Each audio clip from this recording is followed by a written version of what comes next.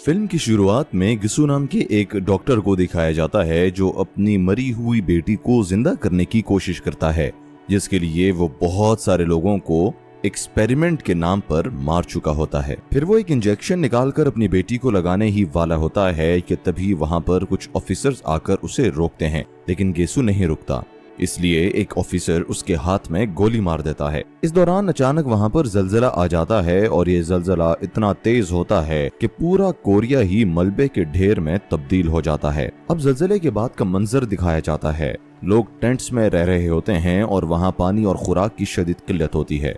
अगले सीन में जीवान नामी एक लड़के को दिखाया जाता है जो एक मगरमच्छ का शिकार कर रहा होता है। वो उसकी आंख में तीर मारता है। उसे लगता है कि वो मर गया और उसकी तरफ जाने लगता है, लेकिन वो मगरमच्छ जिंदा होता है और उस पर हमला करता है। तभी वहाँ एक और आदमी आता है जिसका नाम नॉमसन होता है। वो एक खंजर से उस मगरमच्छ पर वार करता है और उसे मार देता है। वो दोनों उस मगरमच्छ को अपनी बस्ती में लाते हैं और वहाँ लोगों को उसका गोश्त बेचते हैं।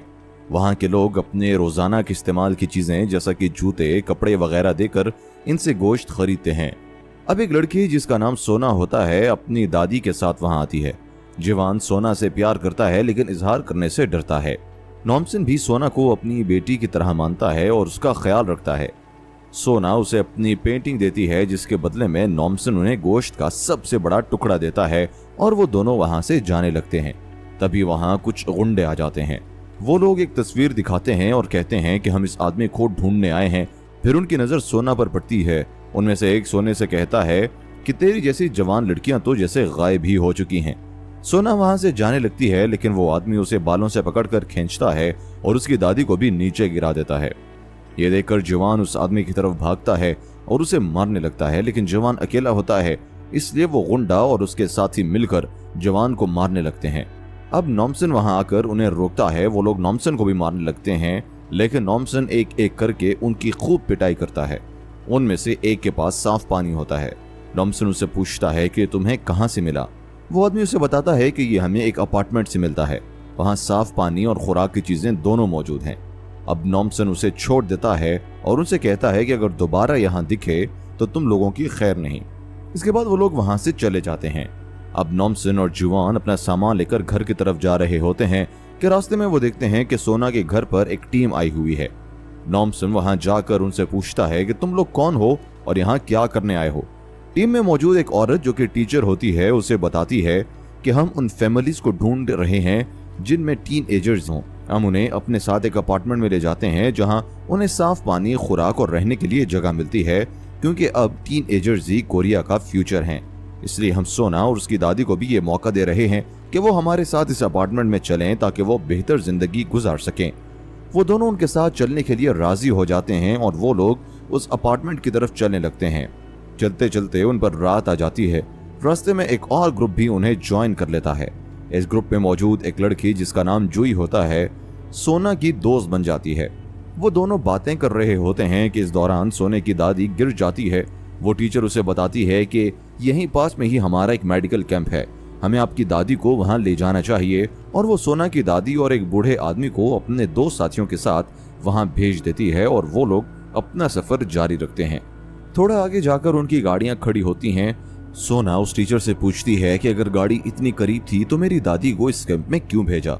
वही वो दो बंदे जिनके साथ सोने की दादी को मेडिकल कैंप में भेजा गया था उस बूढ़े आदमी को एक कुएं में फेंक देते हैं और सोना की दादी को भी चाकू से मार देते हैं। इस दौरान नॉमसन और जुआन वहां आ जाते हैं। वो दो बंदे उन पर गोली चलाते हैं, लेकिन नॉमसन उन्हें मार देता है। चंद सेकंड्स बाद वो दोनों फिर से जिंदा हो जाते हैं और उनसे लड़ने लगते हैं। अब उनमें से एक जीवान को मारने ही वाला होता है कि इस दौरान एक लड़की वहां आती है और उस आदमी का सर काटती है। नॉमसन भी उस दूसरे आदमी का सर काटकर उसका काम तमाम कर लेता है। वो लड़की उन्हें बताती है कि मैं कोरिया की मिलिट्री का हिस्सा थी। जलजले के बाद जब हम सर्वायर्स को ढूंढ रहे थे तो हमें एक बिल्डिंग नजर आई जो टूट कर गिरी नहीं थी। वहां हमें पानी का एक सोर्स मिला और बच्चे कुछ लोगों के साथ हमने उस बिल्डिंग को रहने लायक बना दिया। एक दिन हमारे पास एक डॉक्टर आया। वो इकलौता डॉक्टर था जो जिंदा था और वो हमारा बहुत काम आ सकता था, इसलिए हमने उसे अपने साथ रखा। लेकिन फिर एक दिन मुझे पता चला कि उसने मेरे सारे साथियों को अपनी तरफ कर लिया है। उसने मेरे साथियों को एक इंजेक्शन लगाया था। ये इंजेक्शन लगाने से इंसान कई महीनों तक खाने पीने के बगैर जिंदा रह सकता है और वो तब तक नहीं मरता जब तक उसका सर न काटा जाए।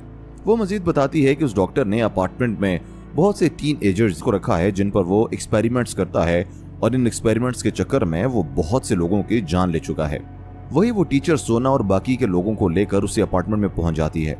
वहां सब उनका वेलकम करते हैं और फिर उन्हें अपने अपने रूम में भेजा जाता है।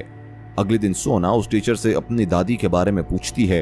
वो उसे बताती है कि हमने आपकी दादी के लिए गाड़ी भेज दी है, रात तक वो आ जाएगी। अब वो सोना और उसके दोस्त को क्लासरूम में ले जाती है। वहां उन्हें एक टिफिन बॉक्स और पानी की बोतल दी जाती है।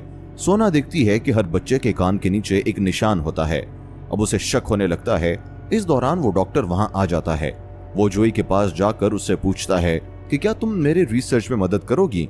वो खुशी खुशी से हाँ कर देती है। वो डॉक्टर उस टीचर से कहता है कि 3 घंटे बाद इसे मेरे लैब में ले आओ। अब उन बच्चों के माँ बाप को दिखाया जाता है जिनसे वो काम करवा रहे होते हैं और उनको अपने बच्चों से भी मिलने नहीं देते। आखिरकार उनमें से एक आदमी गार्ड से लड़ने लगता है और उसे पूछता है कि मेरी बेटी जिंदा भी है या नहीं। इस दौरान डॉक्टर वहां आ जाता है। वो उस आदमी से कहता है कि चलो मैं तुम्हें तुम्हारी बेटी से मिलवाता हूँ। वही रात के वक्त जब सब सो रहे होते हैं तो सोना उठकर अपने दोस्त जोई को तलाश करती हैं। आखिरकार वो डॉक्टर के ऑफिस में पहुंच जाती है। वहां वो जोई को देखती है। वो बेहोश होती है और उसके कान के नीचे एक पाइप लगा होता है। इस दौरान वो उस डॉक्टर की आवाज सुनती है और वो छुप जाती है। डॉक्टर जोई के पेरेंट्स को लाता है और उनको उनकी बेटी से मिलवाता है। वो दोनों अपनी बेटी को इस हालत में देखकर काफी घबरा जाते हैं और डॉक्टर से पूछने लगते हैं कि हमारी बेटी बीमार है क्या। डॉक्टर उन्हें बताता है कि तुम्हारी बेटी बिल्कुल ठीक है। बच्चों के गर्दन में एक खास किस्म का केमिकल होता है जिसकी हमें बहुत जरूरत है। दरअसल वो इस केमिकल से वही इंजेक्शन बनाता है जिससे इंसान बगैर खाए पिए जिंदा रह सकता है। फिर वो डॉक्टर उन्हें अपनी बेटी दिखाता है और कहता है कि सब कह रहे थे कि तुम्हारी बेटी मर चुकी है, लेकिन मैंने उसे जिंदा किया और आपकी बेटी भी हमारे इसी काम में मदद कर रही है। ये सुनकर जोई का बाप उसकी गर्दन से वो पाइप निकालता है जिससे जोई की तबीयत और भी खराब हो जाती है और थोड़ी देर बाद वो दम तोड़ देती है। ये देखकर डॉक्टर बहुत गुस्सा हो जाता है और वो जोई के बाप को मार देता है। उसकी माँ वहां से भागने की कोशिश करती है लेकिन वहां मौजूद गार्ड उसे भी गोली मार देता है। अब वो डॉक्टर हाथ धो रहा होता है कि उसे कुछ आवाज सुनाई देती है। जब वो देखता है तो वो सोना होती है। अब वो सोना को उस बेंच पर लेटा देता है और उसे बताता है कि तुम लोगों को क्लासरूम में जो पानी दिया जाता है उस काम की शुरुआत वहां से होती है। सिर्फ पानी पिलाकर मैं इतने बड़े काम को सरंजाम देता हूँ। वहीं नॉमसन, जीवान और वो लड़की उस अपार्टमेंट पर हमला करने की प्लानिंग करते हैं।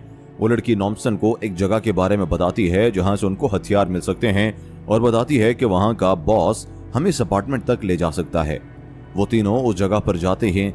अंदर जाकर वो देखते हैं कि वहां पहले से ही बहुत सारे लोग मौजूद हैं। उनके बॉस का नाम टाइगर होता है। नॉमसन उसे पहले से जानता होता है। जल्जले से पहले वो दोनों बॉक्सर हुआ करते थे और एक दूसरे के मुखालिफ खेलते थे। नॉमसन उससे कहता है कि मैं तुमसे लड़ने नहीं आया, बस मुझे तुम्हारी कुछ मदद चाहिए। फिर वो उसे हथियार मांगता है लेकिन जब टाइगर हथियार देने से इनकार करता है तो नॉमसन उसके आदमियों को मारना शुरू कर देता है। वो तीनों मिलकर सबकी खूब पिटाई करते हैं और वो सब वहां से भाग जाते हैं। अब टाइगर उनको हथियार भी देता है और उनको अपार्टमेंट भी ले जाता है। वहां पहुंचकर नॉमसन गेट को तोड़कर गाड़ी अपार्टमेंट के अंदर घुसा देता है। वहां के गार्ड्स उन पर गोलियां चलाते हैं और वो लोग भी जवाबी हमला करते हैं। इस दौरान वो लोग काफी गार्ड्स को मार देते हैं और आगे बढ़ते हैं। वहीं उसी डॉक्टर ने अपना एक्सपेरिमेंट शुरू कर दिया होता है कि वो टीचर वहां आकर उसे बताती है कि कुछ लोगों ने हम पर हमला कर दिया है। वो डॉक्टर उसे कहता है कि मुझे उम्मीद है कि हमारे गार्ड्स उन्हें संभाल लेंगे और वो टीचर वहां से चली जाती है। थोड़ी देर बाद डॉक्टर अपना एक्सपेरिमेंट कंप्लीट करता है और अपने बाजू पर एक इंजेक्शन लगाता है जिससे उसको कुछ होने लगता है। सोना उसे बताती है कि जो पानी तुमने मुझे दिया था मैंने वो एक बूंद भी नहीं पिया और इसलिए डॉक्टर की हालत खराब होने लगती है। वही नॉमसन और उसके साथी तेजी से उनकी तरफ बढ़ रहे होते हैं। अब जुआन अपनी क्लासरूम में पहुंच जाता है। वहां वो इस टीचर पर बंदूक तान कर कहता है कि मुझे सोना के पास ले चलो। वो टीचर उसको डॉक्टर के लैब में ले जाती है। डॉक्टर उसे देखकर सोना के गले पर चाकू रख लेता है और उसे बंदूक नीचे फेंकने का कहता है। जीवन जैसे ही बंदूक नीचे रखता है पीछे से गार्ड आकर उसे मारने लगती है। अब वो डॉक्टर अपनी बेटी की बॉडी को एक बैग में डालता है और वहां से जाने लगता है, लेकिन अब नॉमसन उनके सामने आ जाता है और उस गार्ड से बंदूक लेकर उन पर गोलियां चलाता है जिससे उस टीचर को गोली लग जाती है। वो डॉक्टर से कहती है कि मुझे बचा लो, लेकिन डॉक्टर वहां एक ग्रेनेड फेंककर पीछे के दरवाजे से निकल जाता है। अब वो ग्रेनेड ब्लास्ट हो जाता है जिससे नॉमसन को थोड़ी बहुत चोट लग जाती है। जीवन और सोना एक बेंच के पीछे छुप गए होते हैं, जिनसे उनकी जान बच जाती है। वही जब डॉक्टर नीचे पहुंचता है तो उन बच्चों की फैमिलीज उसे घेर लेती हैं और सब मिलकर उसे मारने लगते हैं। इसके बाद वो एक बंदूक उठाता है और उन सब पर गोलियां चलाता है, जिससे कुछ गोलियां उस बैग में लग जाती हैं जिसमें उसकी बेटी की बॉडी मौजूद होती है। जब वो बैग खोलता है तो देखता है कि उसकी बेटी को भी गोली लगी है और वो मर चुकी है। अब वो गुस्सा होकर दोबारा बंदूक उठाता है, लेकिन इस बार नॉमसन उसे गोली मारकर उसका काम तमाम कर देता है। मरने के बाद उसका चेहरा पूरी तरह से बदल जाता है और वो एक मॉन्स्टर की तरह दिखने लगता है। अब वहां पर मौजूद तमाम फैमिलीज अपने बच्चों से मिलती हैं और फिल्म यहीं पर खत्म हो जाती है।